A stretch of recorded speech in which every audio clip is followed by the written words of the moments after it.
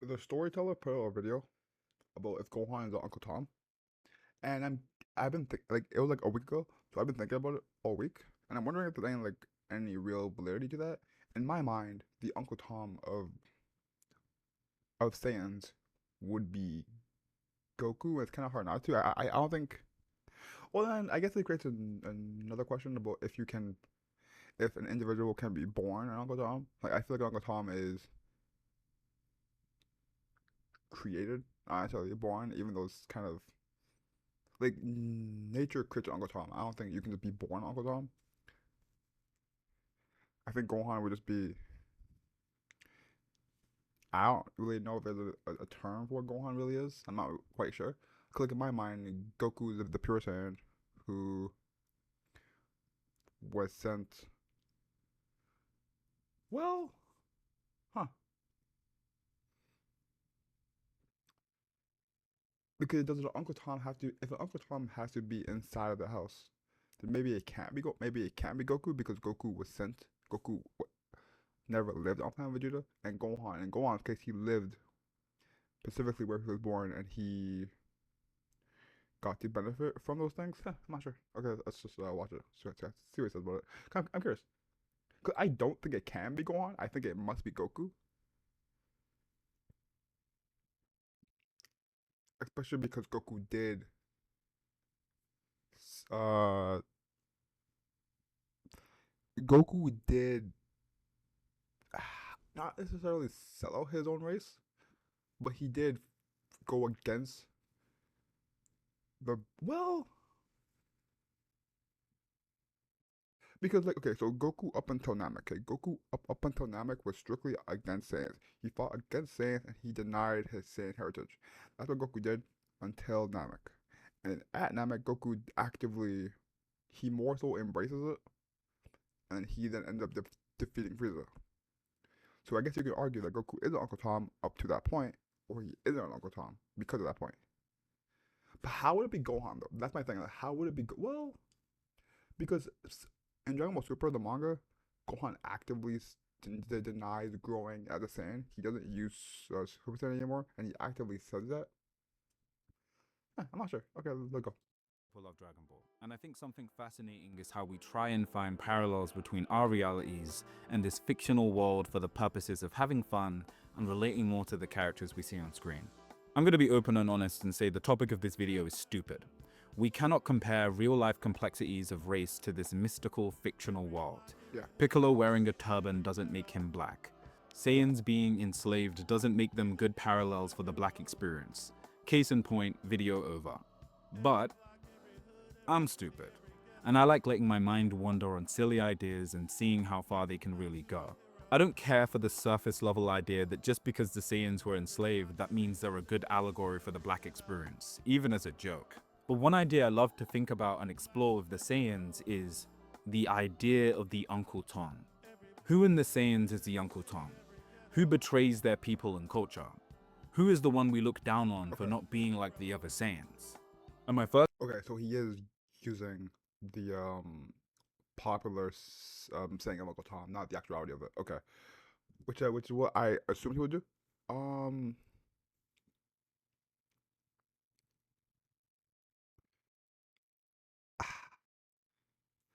See, it's kind of tricky because, well, like I said, I do believe to a point it is Goku. I believe Goku from the beginning of Dragon Ball Z up until they get to Namek, it is Goku because Goku actively goes against what he is told about the Saiyans, and he actively pushes against it. He denies being called Kakarot up until Namek. Okay, up until Namek, he pushes against it. But then that opens up the conversation about if Goku is Uncle Tom to that point, or because of that point, he is not Uncle Tom. I don't really think it's Gohan within Dragon Ball Z until Dragon Ball Super brings up the fact that like Gohan. If you haven't read the manga, what Gohan actively does during in the tournament of power against Kefla is that well a little before that, but he sees his growth. He wants to not grow the same, but grow as a human. So he denies. So he and that's what brings the birth slash the rebirth of his ultimate form. He embraces strengthening his base form because he wants to grow as a human, not as a Saiyan. He actively says these things. And then he's fighting Kefla, and then Kefla tells him, "Why don't you go Super Saiyan?" He says in verbatim, "I'm going to grow as a human, not as a Saiyan." So in modern Dragon Ball, I think you can argue with Goku, but it's the fact that there's no real Saiyan who's like in modern Dragon Ball. There's no Saiyan who's they might deny part of their heritage, but they're not going against Saiyan society as a whole the way that you would assume an Uncle Tom would, and the way that that Goku did in the beginning of Z. We're not seeing that so far. Well,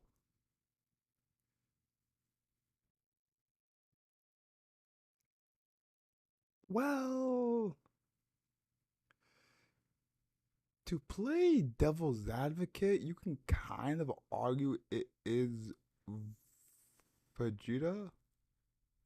Okay, hear me out. Because so what Vegeta does, Vegeta is the biggest victim of Frieza, but he also benefits the most from Frieza in the sense that yes, all the Saiyans are dead, and Vegeta had to watch that happen. But at the same time, Vegeta also got to be um his favorite Saiyan. He got to be right by his side. He got to be his weapon of choice in order to do these things. Right? Vegeta kills Nappa. Vegeta tries to kill Goku. Vegeta doesn't really care about bringing the Saiyans back. And now in modern Dragon Ball, Vegeta is borderline ashamed of what the Saiyans did before. Just some food for thought. First answer was Gohan. You don't have to search far and wide for the conversation around Gohan and how he hates fighting. Interestingly enough, there's even arguments to be made that Gohan I haven't thought about that. Oh my, that seems obvious. I haven't thought about the idea that Gohan will be Uncle Tom because he hates the thing that Saiyans love, which is fighting. He hates that same thing. I don't personally. I don't think that makes you Uncle Tom the same way that I don't think if a black person hates certain aspects of black culture, I don't think that makes you an Uncle Tom. If you hate black culture as a whole, that's a different story. But if you hate certain aspects of the culture, then yeah. Now for Gohan, does Gohan hate the entirety of Saiyans? I don't think so. Like Gohan hates fighting, but I don't. Well, yeah. Like Gohan hates fighting. Gohan probably hates what the Saiyans did if he knew about it. But Gohan does not hate Goku because Goku is Super Saiyan like he's really Saiyan like because he loves fighting. I don't see that correlation, and maybe that's a stretch, but I feel like that does matter. doesn't even and how he hates fighting. Interestingly enough, there's even arguments to be made that Gohan doesn't even identify as a Saiyan to begin with, that it's ultimately something he's ashamed of. Wow, he actually did bring. Oh, I'm surprised. I'm surprised. He actually brought it up. Yeah, like right here, like this specific panel right here. This is very Uncle Thomas. Gohan doesn't even identify as a Saiyan to begin with, that it's ultimately something he's ashamed of. And to me, that's interesting. How far down this rabbit hole can Is Gohan ashamed to be a Saiyan? I don't know if I agree with that. Huh. we go? And if we are to do this full exercise, does Gohan come off as the Uncle Tom of the Saiyans? Let's get stupid. I see you, full of youth, pride, and blackness. The world is your oyster for you to voice your whackness. Rude attitude, mouth full of slackness. First place for best on. I see you, full of youth, pride, and blackness. The world is First, it's important we define what an Uncle Tom is. Yeah. Despite popular belief, the origin of the Uncle Tom was Joshua Henson. He was a man who refused to betray enslaved people. He wouldn't reveal where the slaves were and ultimately died for it. He was an abolitionist who never gave up on his people. Then a woman by the name of Harriet Beecher Stowe read his story and used it as a basis for an abolitionist anti-slavery novel, Uncle Tom's Cabin. White people didn't like that. So they made unorganized stage shows of the Uncle Tom. He became a minstrel act. This is the anti-black origins of the Uncle Tom. Okay, yeah. It evolved into a throwaway term for someone who aligns themselves with anti-black power structures policing black people on the behalf of the system, and distancing themselves from black struggle to gain proximity to power. The idea simply being that you can be black but politically on the side of the oppressor. This makes using Uncle Tom in the context of Dragon Ball and Saiyans really difficult, because how do we take this concept and make it applicable to fiction? Ah, hmm. Depending on how strict you want to align yourself with the definition, Gohan by definition can't, because in order to be Uncle Tom in Gohan's case, he would have to align himself with Frieza. And by that, because simply put, the oppressor of Saiyans isn't Earthlings. It's not humans. It's Frieza. So by definition, it can't be Gohan. And if you wanted to remain to that definition, then it would have to be Goku to some extent, because Goku has been the only. Well, in the tournament of power, Gohan was the first Saiyan to work with Frieza. It wasn't Goku. Goku did it eventually, but Gohan did it first. Well, te- technically, because like Goku did recruit Frieza. It was Goku's idea. Gohan was the first to fight with Frieza against Despo, but Goku did recruit him. If that doesn't matter, then I guess you can say it's Goku. But Gohan fought with him first. So this is interesting. I didn't think there would be a real place for this. I thought the conversation would be kind of dumb and it would be like more for jokes. But there generally is a conversation about it. But then even with that being said, you can argue that it's Vegeta, because Vegeta worked with him for years. He didn't fight with him, he never had to, but he did do his bidding. Now once again, Vegeta was forced. He didn't do it out of some obligation in his heart. But I would argue that doesn't really matter, because you can argue that that's what all Uncle Toms do. They do it as excuse me, as a form of survival, like as a form of survival. That's why they do it. Well, that's what I would assume at least. So this is a fun conversation. Anyway, let's go. Really difficult. Because how do we take this concept and make it applicable to fictional space warriors? The answer is you can't. Yeah. But again, we're indulging in being stupid. So first we have to define what it means to honor Saiyan tradition and culture, and what the opposite of that looks like. When I say super, say super, super. I know what to do. I know, turn it up. Super. No matter what I could do, super. On his own flows, of course, like King Cooper. On the microphone, off the way, super. Goku and Vegeta are the easiest frameworks to draw from, but they both have issues that make navigating this difficult. Goku is commonly referred to by his Earth name, and when initially approached about his Saiyan culture and identity, he rejects it. He rejects his brother. He rejects where he was born. From this lens, Goku is the textbook Uncle Tom. Thank you. But with time, he grows to embrace it. He embodies the hopes and wishes of the warrior race by becoming a Super Saiyan, effectively a mythological messiah of the Saiyan race. If Frieza, a colonial tyrant based on a landlord according to Akira Toriyama, is in this instance our allegory for white supremacy, his fear of the Super Saiyan mirrors the fear of the Black Messiah. Something COINTELPRO, a counterintelligence program for black radicals, directly stated they were afraid of and trying to avoid. It's worth noting that Goku loves fighting, a key characteristic of Saiyan culture and tradition, and even goes on later in life to tell other Saiyans to call him Kakarot. In this sense, Goku is our modern day archetypical Saiyan. But what about Vegeta? He's royalty. He's the Saiyan prince. He's the walking encyclopedia of Saiyan history. Almost every nugget we hear about. Hold that frame. He's the walking encyclopedia of Saiyan history. He's the Saiyan prince. He's the walking encyclopedia of Saiyan history. Okay. I don't know why. I assume it'd be something more. Almost every nugget we hear about the Saiyans in a modern context comes from the mouth of Vegeta. But Vegeta has problems too. Big problems. He kills one of the last remaining Saiyans. He doesn't care to revive Raditz with the Dragon Balls or even his own race. Now, I do believe that this point is irrelevant within the context of Dragon Ball.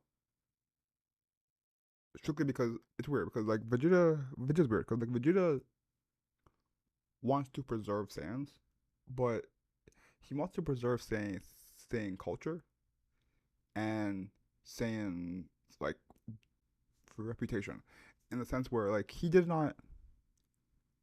It's very very weird because Vegeta hates the fact that Saiyans are an endangered species, but he does not want the Saiyans to live on if it means they live on and be weak. He does not. He would rather every Saiyan be dead rather than every Saiyan alive be weak, and that's very weird. Vegeta fans. He doesn't care to revive Raditz with the Dragon Balls or even his own race. Vegeta transparently only cares about himself. And his pride in being a Saiyan is almost always directly tied to the fact that he's royalty. His whole initial conflict with Goku is purely that he's a low-class Saiyan who shouldn't be worthy, who shouldn't surpass him, because he's royalty. Vegeta is more enamored with eugenics and royal blood than he is concerned with preserving his tradition and culture.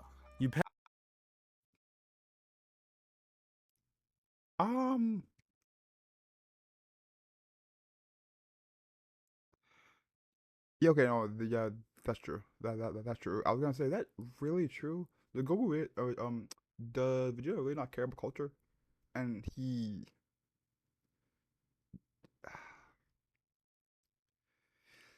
see, see, it's weird because like he's right that Vegeta doesn't care to preserve Saiyan culture in the sense of he doesn't like he does not tell Trunks stuff about the Saiyans in hope of preserving the culture in that sense.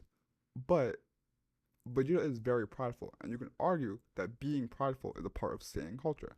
So he pushes that pridefulness to Goku, to Trunks, to Gohan. And is that adequate? Not necessarily, but I do believe within the context of Dragon Ball and the Saiyans that is a form of Saiyan culture.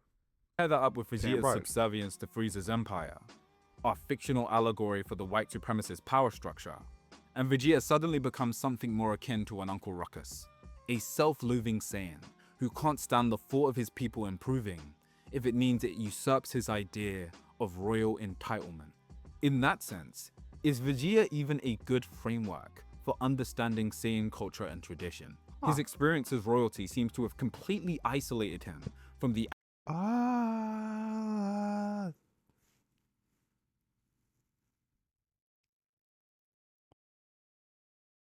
Interesting. I did not think that's where he would be going with this. Interesting. Culture and tradition. His experience as royalty seems to have completely isolated him from the average Saiyan experience. Despite claiming the Saiyans were only these ruthless barbarians, it seems the series ironically made an effort to prove him wrong at every turn. Bardock, Goku's dad, is depicted saving his son from certain destruction.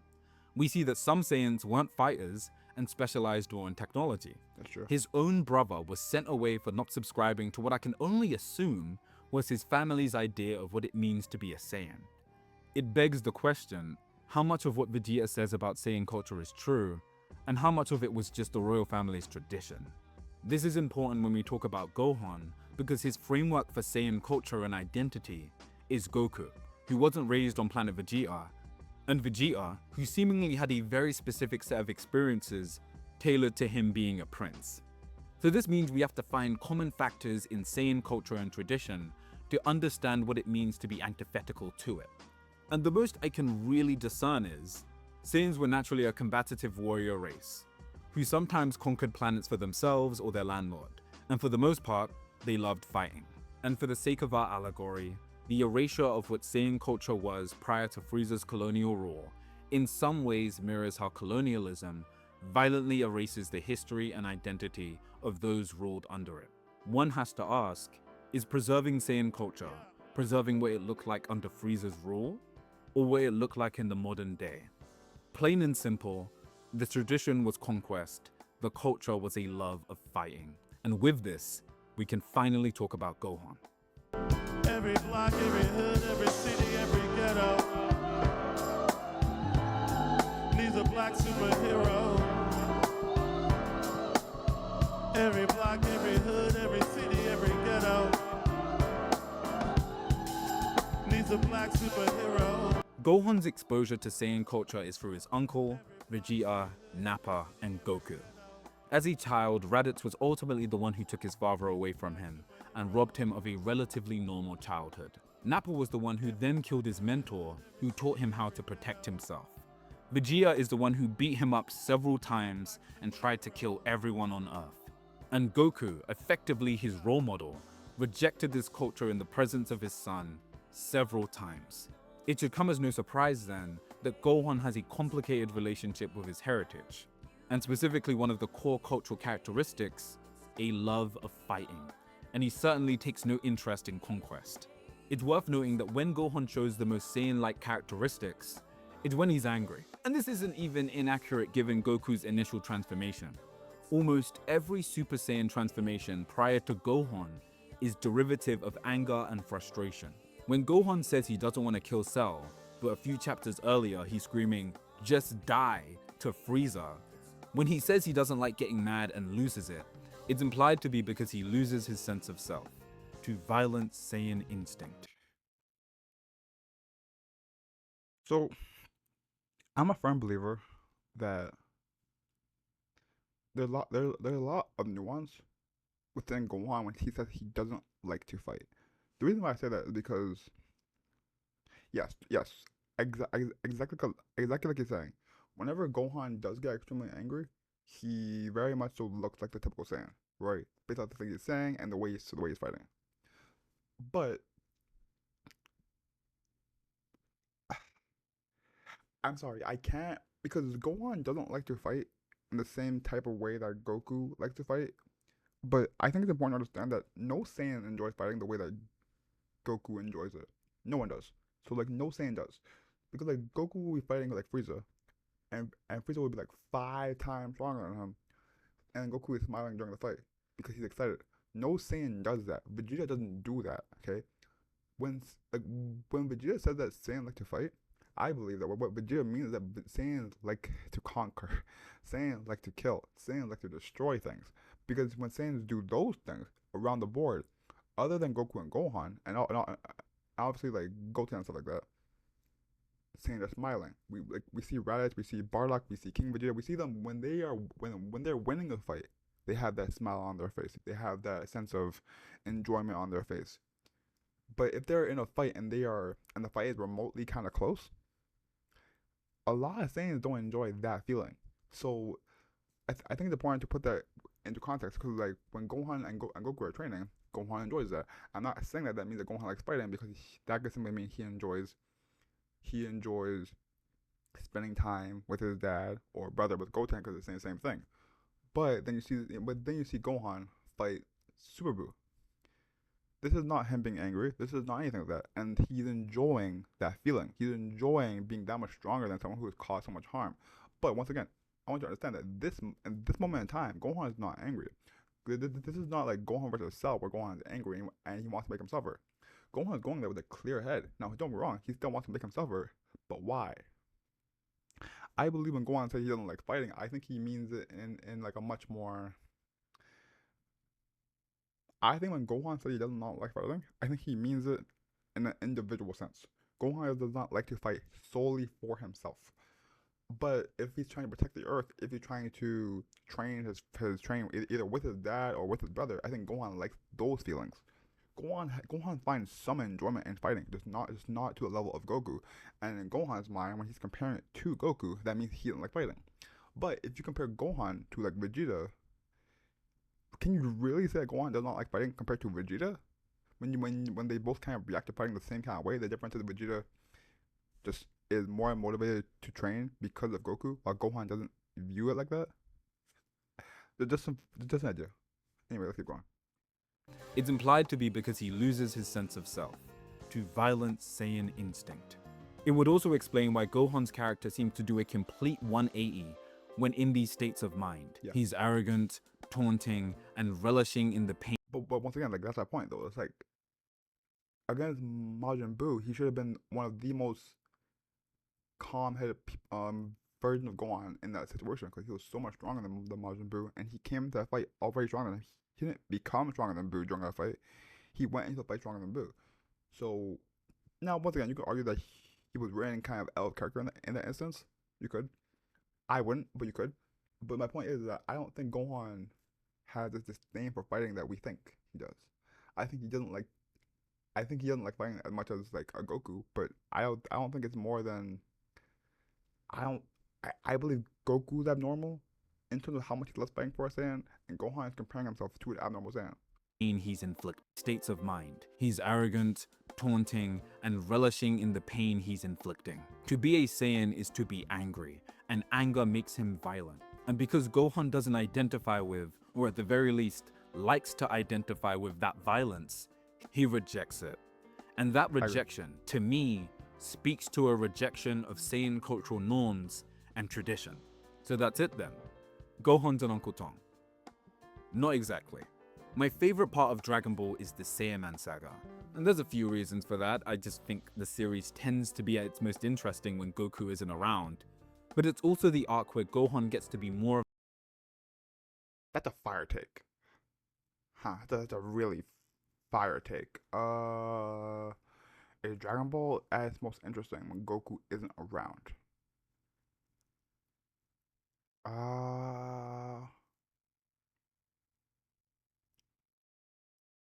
I not only would I agree, I think Akira Toriyama would probably agree too.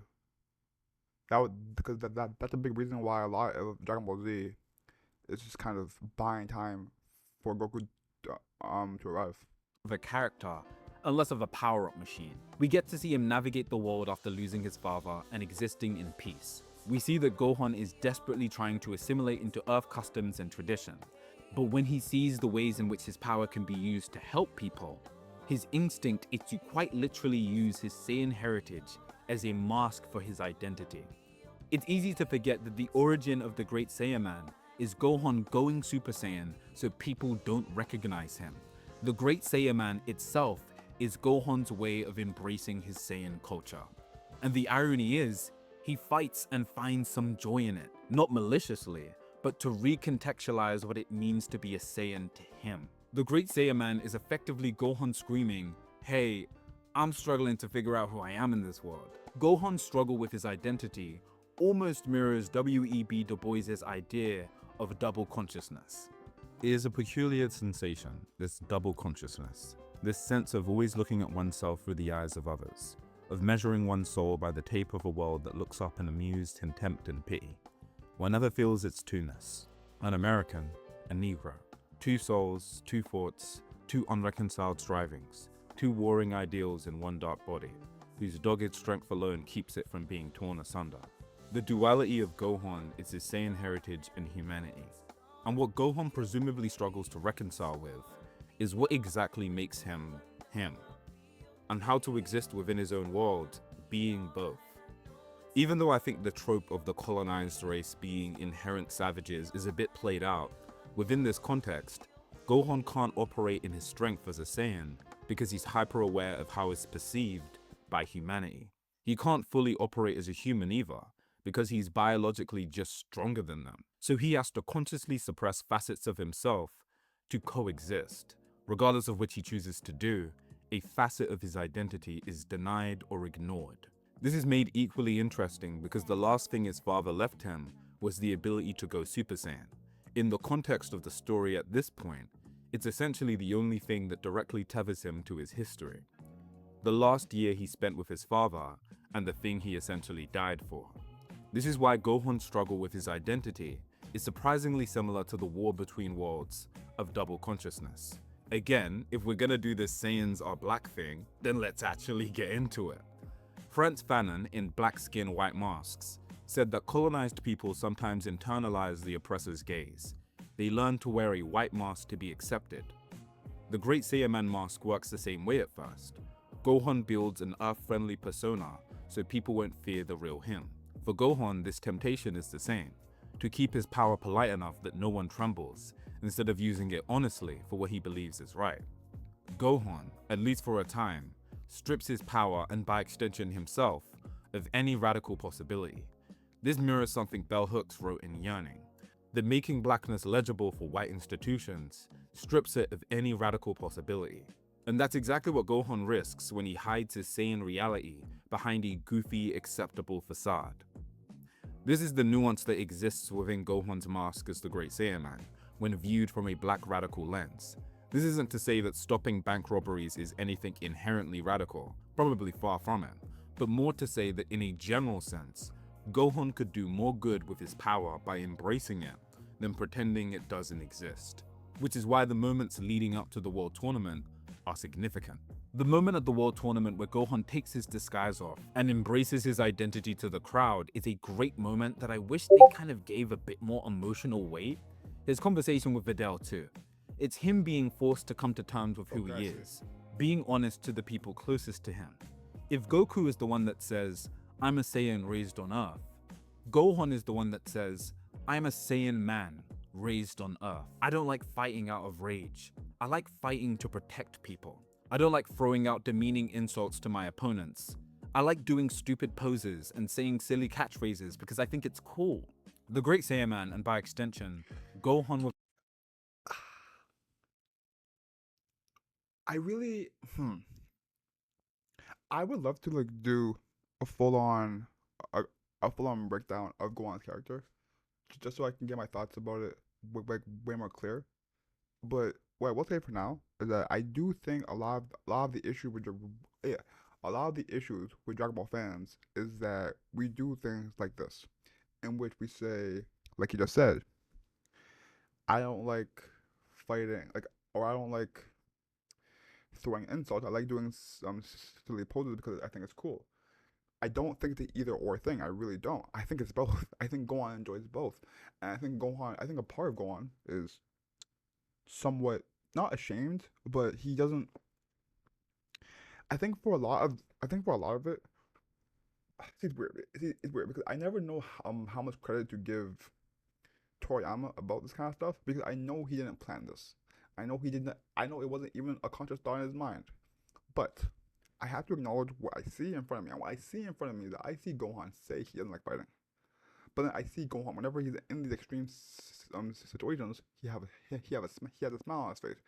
I see Gohan train with Goku and he's loving the train. And once again, I do not think him training with Goku or Goten is a sign that he likes fighting. I think he just likes spending time with his family, and that's how they do it. But but what I will say in Dragon Ball Super modern day is that we see Gohan do the same thing with Broly, and he's enjoying it. We see him do it with Vegeta, and he's enjoying it. We see him do it with Piccolo. Now once again, Piccolo is family, so fine, I'll dismiss it. But I do believe Gohan doesn't enjoy fighting.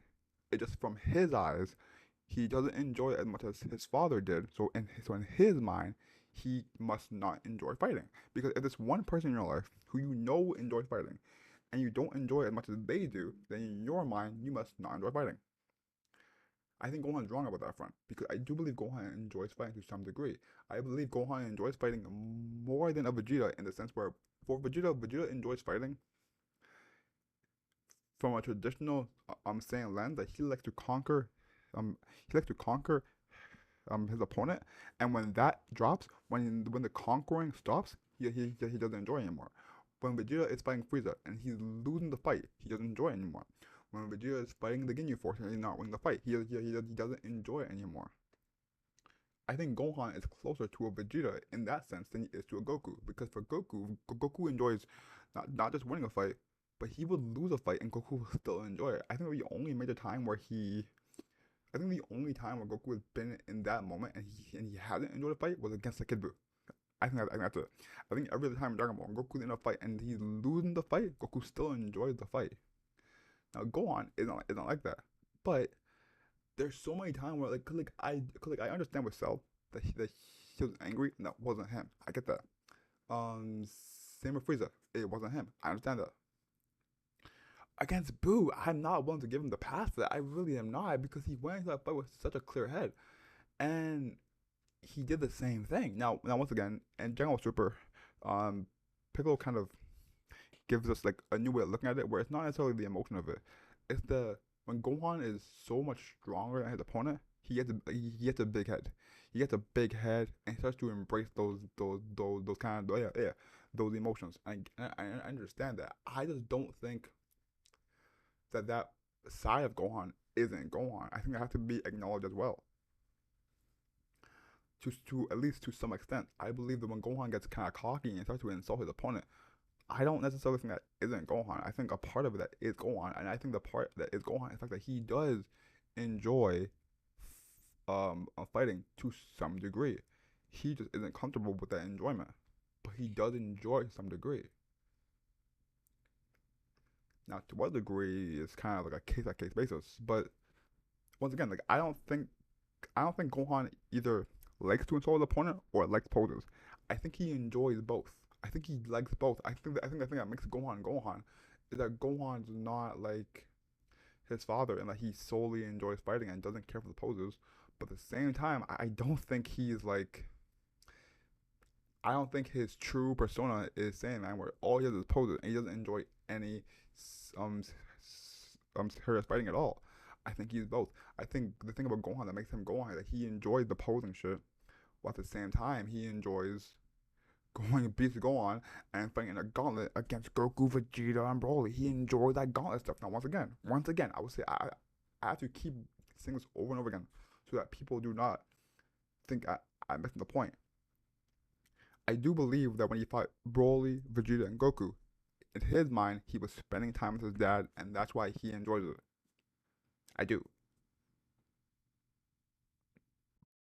But I think at some point we have to look at it for what it is. Gohan enjoys fighting to some degree. It just kind of it's kind of crazy because you would think that in Dragon Ball by this point in time we would have the evidence to showcase how much Gohan likes fighting. And we kind of don't. We like I'm still kind of waiting uh for more evidence about how much Gohan likes fighting. But I don't know, it's kind of weird. Yeah. Anyway, let me just. I'm rambling. Let's keep going. Silly catchphrases because I think it's cool. The Great Saiyaman, and by extension, Gohan without his mask in this outfit, is the closest we get to Gohan fully embracing every part of who he is, to defining what it means to be a Saiyan on Earth I agree. in I his agree. I agree. eyes. And something I love about it is that he ends up carving a greater legacy with his brief stint than Goku or Vegeta ever did. He inspires Trunks and Goten, the next generation of hybrid Saiyans, to follow in his footsteps. He goes on to write a book about ki control that revolutionizes martial arts and overall leaving the world stronger than he left it as a result. Or online. Vegeta speaks a lot to what it means to be a Saiyan, to uphold the legacy of the Saiyan race in strength, but does almost nothing to help with this. It's really ironic that Goku was fixated on finding a successor, and all he could seemingly do was cling to his old traditions and dragging his kids to tournaments against their will.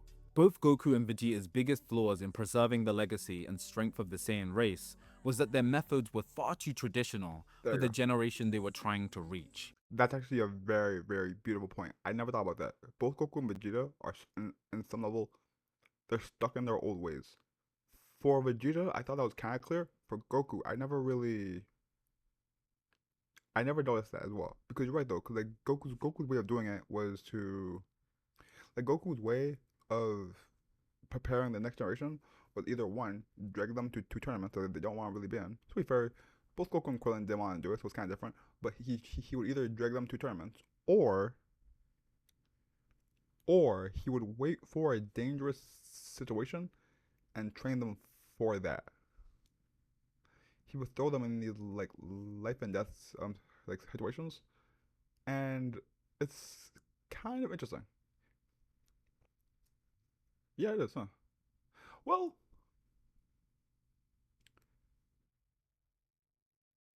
yeah, interesting. Okay. Was that their methods were far too traditional for the generation they were trying to reach. Gohan, on the other hand, reached people not only in how he fought, but how he chose not to fight, how he chose to guide the next generation, to be stronger and better than the last. So to answer the question, is Gohan an Uncle Tom? No. Gohan is the most influential Saiyan to have ever lived.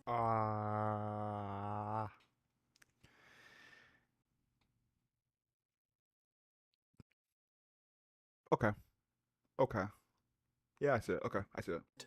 And somehow, in his confusion around his identity and embracing every part of who he was, he managed to redefine Saiyan culture and tradition, while not entirely betraying his roots, through his own perseverance, influence on the wider world, and being true to himself.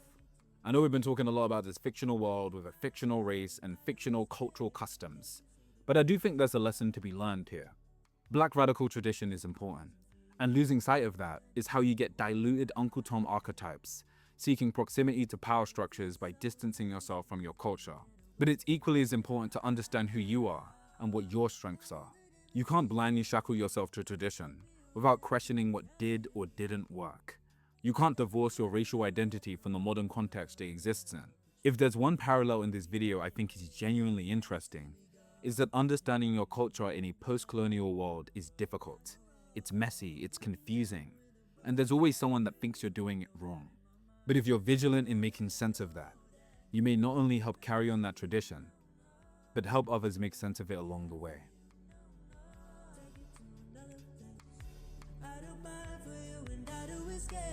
Can't you see the vision? 50,000 feet in the air, let me take you on a ride. Girl, it feels so amazing. That was a great video. Oh man, yeah, that got me yapping. That was a freaking fantastic video. Okay, let me just click. I want to gather my thoughts.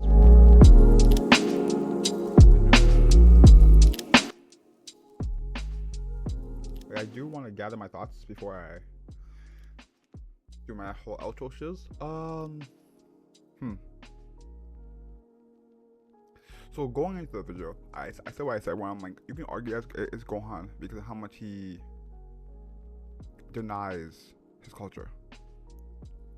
But I believe that if you don't, because they're denying your culture, and then there's siding with your oppressor. Gohan does not do the latter. He does deny his culture. Why am I so friggin' right? Yeah, because I'm doing it during the day. I wonder if I just, is that better or worse? Maybe I should like do my chroma key for the white in the background. But whatever. My point is that like Gohan does never side with the oppressor. He just denies his culture. Goku denies his culture as well, but he does not side with the oppressor. Vegeta is the only one that sides with the oppressor for a period of time. But he doesn't necessarily deny his culture. To a degree. But at the same time, yes, he does. Yes, he doesn't. But Vegeta sides with the oppressor, and he does kill a Saiyan. Goku kills a Saiyan, but once again, they don't side with their oppressor. Vegeta does. So I think you can argue, if you really wanted to do it, you could argue that the Uncle Tom of Dragon Ball is Vegeta. You could. There's an argument to be made that it is Vegeta because he sided with the oppressor, and he doesn't kill Saiyans in the sense of like he's hunting Saiyans, but he does kill Nappa. And when presented with the opportunity to revive Raditz, she says no. Does Vegeta preserve the culture of Saiyans? To a degree. I would argue he would, because I believe that, personally, Saiyan pride is more important than a Saiyan enjoying fighting. So yes, even though Gohan doesn't have the love of fighting, I do believe Gohan does have Saiyan pride, in the sense where Gohan kind of, well, he had it to an extent. I don't think, maybe not to the extent of Vegeta, because Saiyan pride would not allow you to become weak. But I think he does have it to an extent. So I believe the Saiyan pride is part of Saiyan culture. Now, is that enough for Vegeta to not be an Uncle Tom? That's up to you to determine. That really is up to you to determine. So I think you can argue with Vegeta, you can argue with Goku, you can argue with Gohan. I think the Goku argument kind of falls flat at any time after Namek. If you want to, you can argue that he is, because he refused to wear the same armor when he fought Cell, but that's kind of a reach.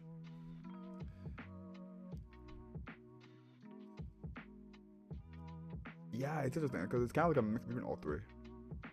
Yeah, interesting. Overall, by Storyteller, this was a great video. I actually love this video. I kind of been wanting to react to more of his videos on this channel. I just kind of forgot. Like, yeah, I sort of forgot, but like, I'm getting more into it now. If you have any like major thoughts about this, please tell them in the comments below. I will be reading all of them if I see them. Now when, who knows? Because my time is kind of iffy. But generally, I just felt like this topic was interesting. It's anime and black based. I'm an anime and black fan, so why the fuck not? And as always, leave those down below if you got any that you think I'll be interested in. And peace.